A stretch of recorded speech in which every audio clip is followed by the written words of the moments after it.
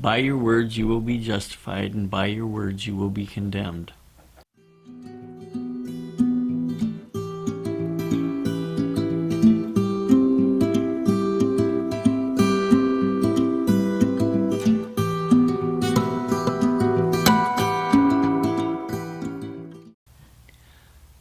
Now, about 15 years ago, I spent about 3 times as much as I made. And that was right after I got married. I had to take my wife to the doctor's office a bunch of times in the same month, and it was, I think I spent about $3,000 and I only made about $1,000 at that point in time. And I was really discouraged. I remember telling people, if I just knew that my family was provided for, I would work for free.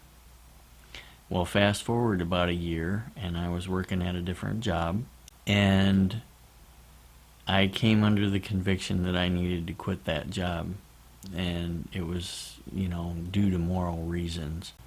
When I quit, there was a time period that I was at home for about 5, 6, 7 days, and I did basically everything that I could do around the house.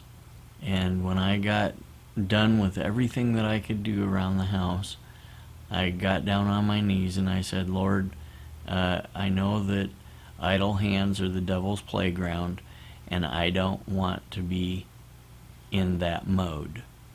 And when I got up off my knees, I went about my business, and about 20 minutes later somebody called and they said, hey, come on over and hang out. And he happened to run a ministry. It's called Justified Walk Ministry.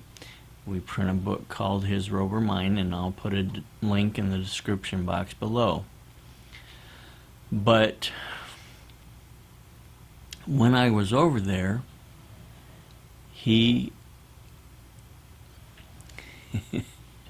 when I was over there, he kept looking at me and wondering what was going on in my head, I guess.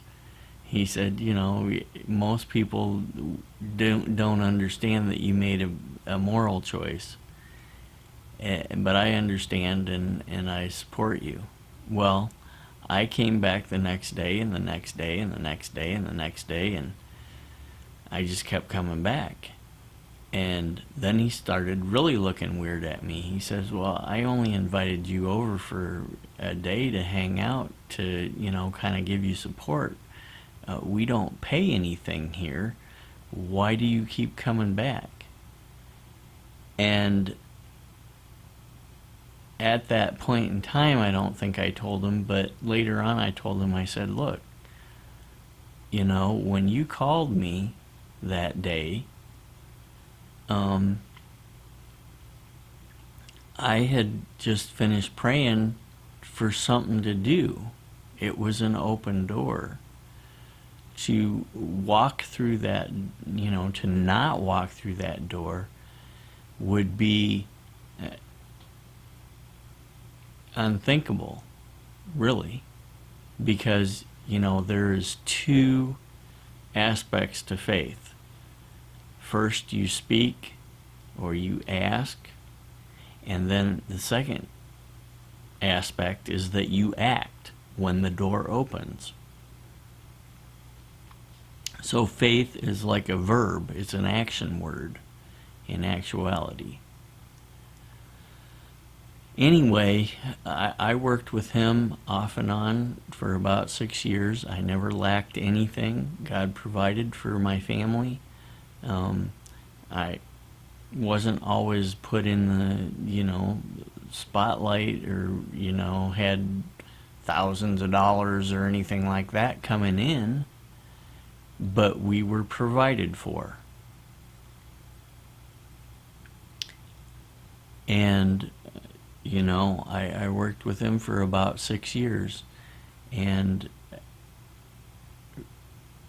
in the last part of that 6 years, I was busy helping some other people, so I wasn't around him as much. And at the end of that 6 years, he called me back up and he said, "Hey, Eric, there is somebody that has, needed somebody to repair their roof. And, in a previous time of his life, he had been a contractor. He did every phase of building houses and buildings and stuff like that.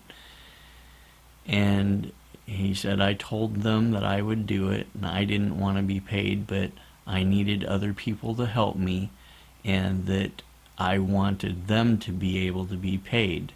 Would you like a paying job?" And I said, "Sure, I guess." And at that point in my life, things had changed a little bit. If you want to see, if you want to hear more about that, you can check out the video right over here from last week, and it'll give you a kind of a clearer picture. But anyway,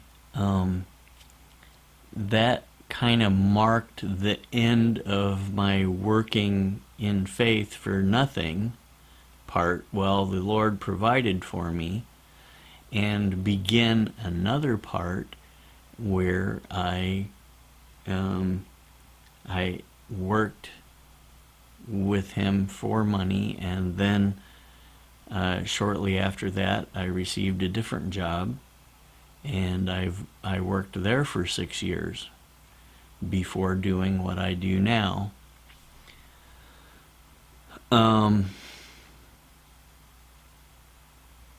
My point, though, was that when you speak in faith and God opens a door, you need to walk through that door. You need to act. Anyway, that's my 2 cents for the day. Thanks for watching. God bless, and see you next time.